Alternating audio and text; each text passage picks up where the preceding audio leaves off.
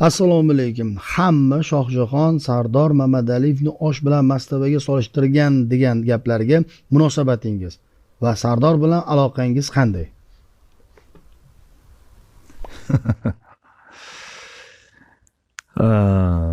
Maydalashib o'tirgim kelmadi buni temada.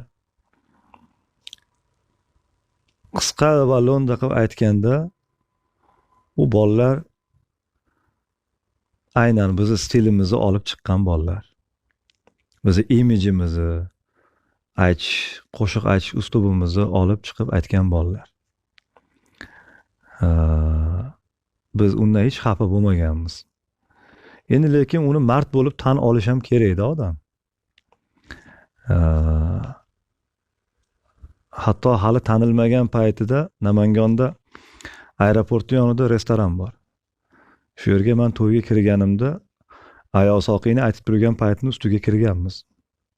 Hijolat bo'lgan, chiqib ketib qolgan orqa tomondan. Endi uni aytgan fikri o'zini fikri u.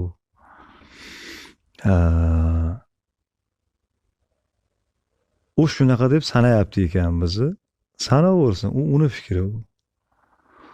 Birov seni bir narsa degani bilan shunaqa bo'lib qolmaysan, chunki unaqa emassan. Keyin esa munosabat haqida savol berilgan ekan. Meni hech kimga munosabatim yomon bo'lmagan shu kungacha.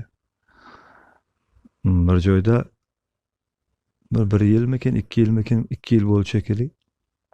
Bir joyga kirganimda ular ham o'sha yerda yurishgan edi, o'zlari kelib ko'rishib nomerlarimgacha olib olishdi, gaplashdik. Keyin men o'ylamagan ekanman sizni bunaqa gaplashadi deb. Teskari o'ylagan ekanman, uzr deb mendan uzr so'radi. Hech qisi yo'q edi meni ko'rgandan keyin odam obrazga qarab turib odamlar shunaqa man saragan deb o'ylaydi dedim. Keyin orada bir qo'shiq chiqardim. Xayr degan. Shu qo'shiq chiqqanda ham men yo'lda edim, Oltiariqqa bordim. Shunda ham telefon qildi menga. Qilib zo'r chiqibdi shu qo'shiq. Haligi Ibrohim Tatlisasida bitta klipi bor edi. Hamma do'stlari yonidan ketadi, sevgilisi yonidan ketadi. Shunga o'xshagan klip qilsangiz bo'lar ekan deb taklif ham bildirdi hatto. Munosabati yaxshi edi.